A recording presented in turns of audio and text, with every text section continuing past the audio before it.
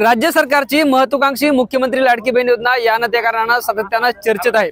मी आता नांदेडच्या हदगाव तालुक्यातील मंडाठा गावात आहे। तब्बल एका सीएससी केंद्र चालकाने 3,19,500 रुपयाचा गंडा घातल्याचा प्रकार या ठिकाणी उघड झालाय। अनेक नागरिकांची फसवणूक झाली, अनेक लाडक्या बहिणींची फसवणूक झाल्याची माहिती मिळते।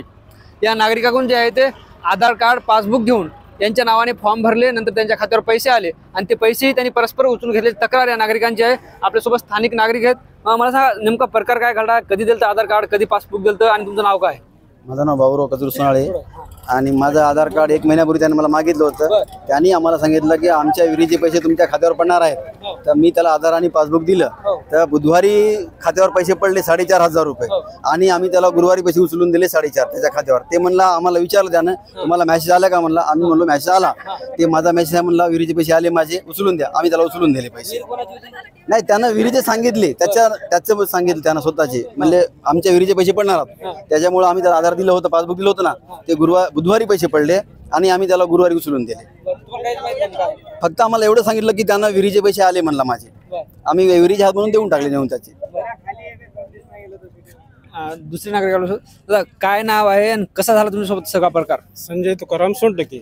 त्यांना आम्हाला आधार कार्ड आणि पासबुक मागलं, इरीला गाडीत बांधला, तर देऊन टाकली मी त्याला। मला काय माहित आता असं होईल म्हणून।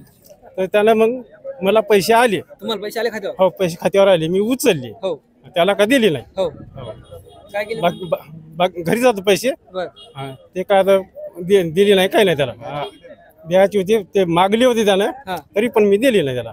म्हणजे तुमच्या नावावर त्यानं फॉर्म भरला, तुमच्या नावावर 4,500 रुपये आले आणि तुम्ही ते पैसे उचलले पण त्याला अजून दिले नाही? दिले नाही पैसे त्याला।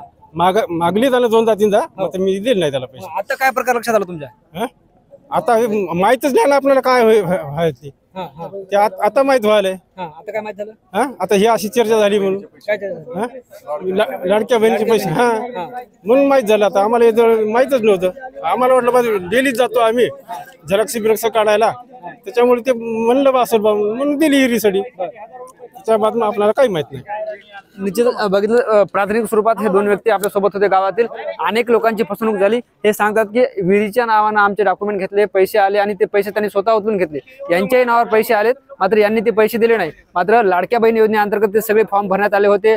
लाडक्या बहिणी योजनेचा फॉर्म लाभ जे आहे ते खोट्या पद्धतीनं चालकाने जे आहे ते यांच्या खात्यावर जमा करून दिला आणि तो पैसे स्वतः घेणार होता। मात्र असं घडलं नाही।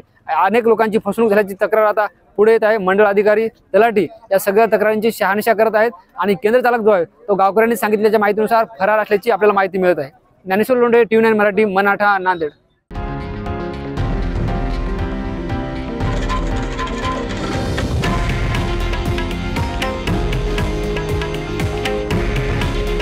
हे आहे देशातील नंबर 1 न्यूज नेटवर्क आणि आपण पाहत आहात TV9 मराठी।